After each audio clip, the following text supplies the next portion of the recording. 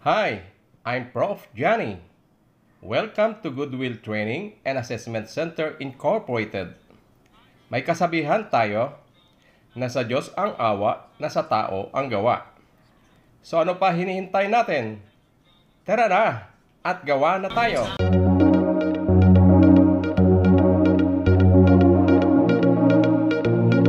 For you to understand my tutorial video easily, I will use Taglish or Tagalog English as our medium of instruction. The focal point of my demonstration is about center drilling in the lathe machine. The cutting tool to be used in center drilling is called the center drill. Here is a set of center drills which has different sizes ranging from number 1, number 2, number 3, number 4, and number 5, which is the biggest. And the workpiece to be machined is quite big and heavy, then the number 5 center drill should be used. Center drills are usually double-sided. Ibig sabihin, it is cutting edge on its both ends. Para pag naputol isa, meron pa rin isang reserva. Okay? Then, the small part, which is called the pilot drill, yan ang unang nagpe-penetrate sa workpiece, and the larger part, which is the countersink portion, has 60 degrees angle. The purpose of center drilling in the lathe machine is either to create a small indentation to guide further drilling operations in order to produce a bigger hole diameter or a deeper hole or a true hole in the workpiece, or to create an accurate center hole in the face of the workpiece so that a live center can be inserted to support the workpiece while performing other turning operations. That's why the countersink portion of the center drill has 60 degrees angle, same angle with the pointed part of the live center, so that it creates a firm fitting between the job and the live center.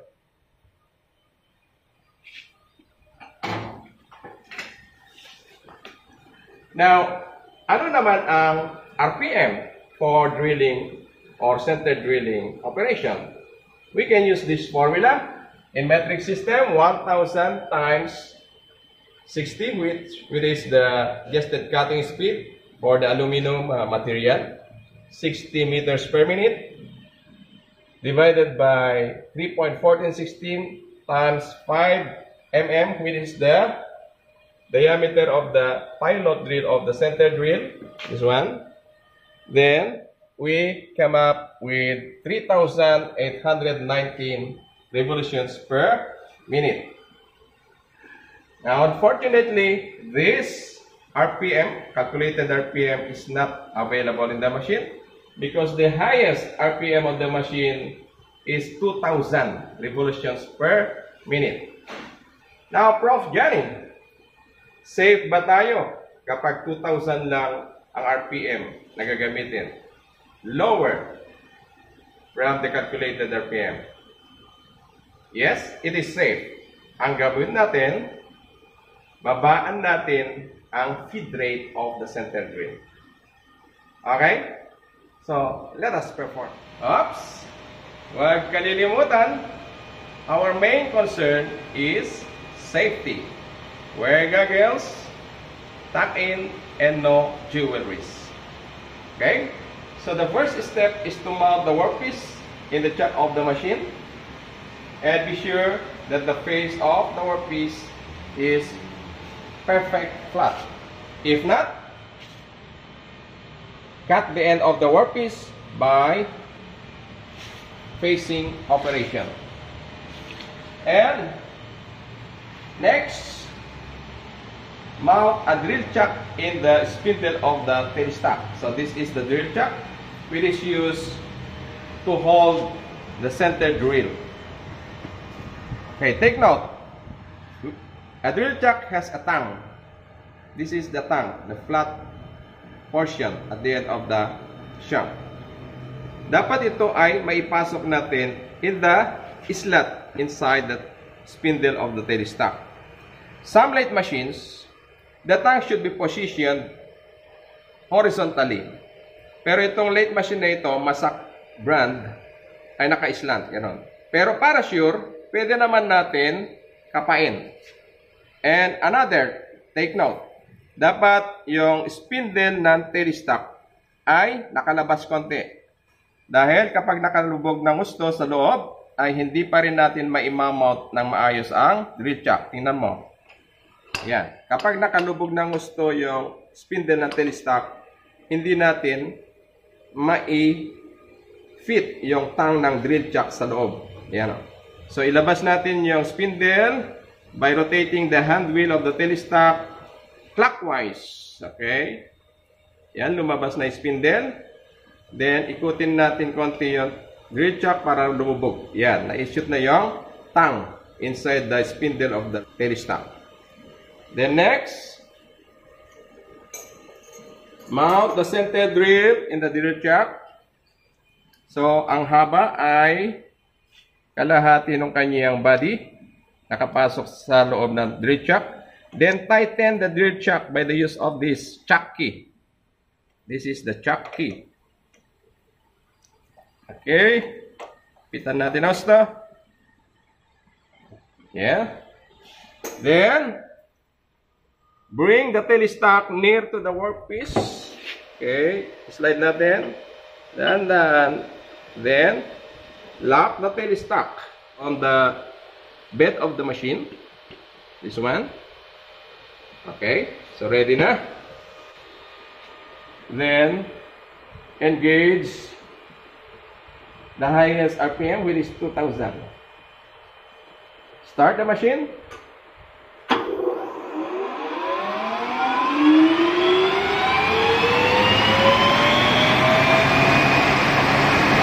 Okay. Kaya na natin. Take note. Yung feed rate natin dapat slow feed rate. Yan. Nakaya na yung center drill.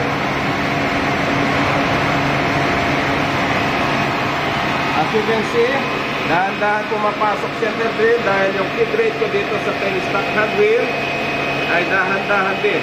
Yan. Kaya dahan-dahan din yung pasok ng center drill. Yan. Okay. Tignan mo dito.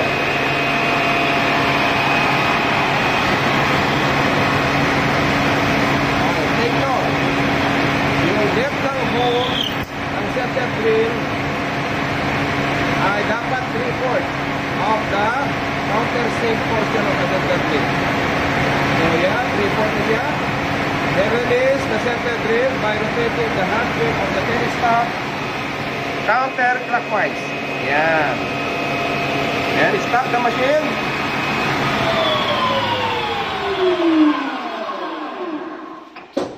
Okay? Take note ulit. Yung lalim ng center drill hole ay 3/4 doon sa countersink portion of the center drill. Okay? Next is loosen the clamp of the tailstock. Then, ilayo natin sa workpiece towards the other end of the bed. Then next step,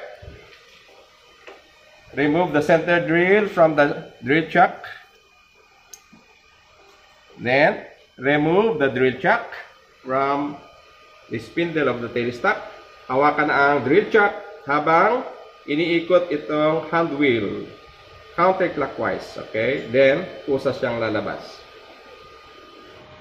Now let's take a look on the face of the workpiece. So ito na yung hole, which is 60 degrees angle. Now let's try to insert a live center to support the workpiece. This is a live center. A live center has no tongue, unlike the drill chuck, because its use, it's just to support the workpiece, and its revolving part also rotates together with the workpiece. E paano siya nagiging steady or nakaklamp sa loob ng telestock? Its tapered shank is enough to produce a snug fitting with the tapered hole of the telestock. And because taper provides a self-aligning and clamping abilities of two objects when mounting together. Okay? Then, a drill chuck has a tongue. Aside from its tapered shank, the tongue provides an interlocking action with the tailstock so that it remains steady inside the tailstock and could counteract the circular motion of the workpiece while performing drilling operation. Okay? Now, Prof. Johnny, kung ang dalawang tapered parts ay mahigpit ang kapit sa isa't isa, paano na paghihiwalay sa loob ng tailstock? Okay? This is an example of the axial screw. Ganito ang nasa loob ng tailstock, connected with the hand wheel of the tailstock. Kapag pinihit ang hand wheel, umiikot din ang screw. At kapag umiikot ang screw, napapagalaw niya yung tailstock spindle in linear motion, palabas or papasok. At ang tailstock spindle ay siya namang may hawak sa live center or drill chuck. Kapag ang tailstock spindle ay papasok kasama ang live center, bubunggo o tutukod dito sa dulo ng screw na yan, at kapag nauntog na siya dyan, siya nang magpapahiwalay sa live center dito sa tailstock. Okay? Now, let's mount the live center in the tailstock. Okay, paano nga i-mount ulit? Tingnan nyo kapag nasa lupa ang spindle ng tailstock. Yan. Hindi siya mag-fit. Di ba? Dahil nandito pa yung dulo ng screw. Tumatama pa siya dito. So, kailangan ilabas natin ang spindle ng tailstock. Yan. Kahit ganyan lang kahaba, then mag-fit na siya. Okay? So, ilapit na natin ang tailstock sa workpiece. Dahan-dahan. Then, dapat may space pa tayo dito para makagalaw ang carriage assembly.